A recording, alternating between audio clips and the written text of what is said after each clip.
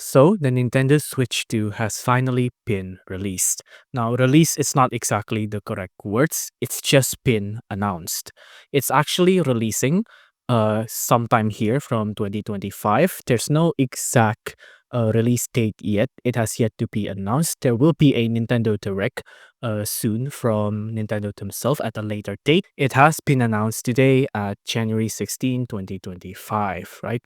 And the first look of the console is pretty good. As you can see here, it's from the Nintendo Switch and it's bigger, right? I think it's about the same size of an OLED. It's more bounded as well.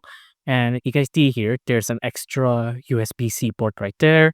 All of the buttons seems like it's the same. There's also another USB-C stick input there. There's a kickstand to go along with it as well, just like the old Nintendo Switch. If you like this video, please consider liking and subscribing.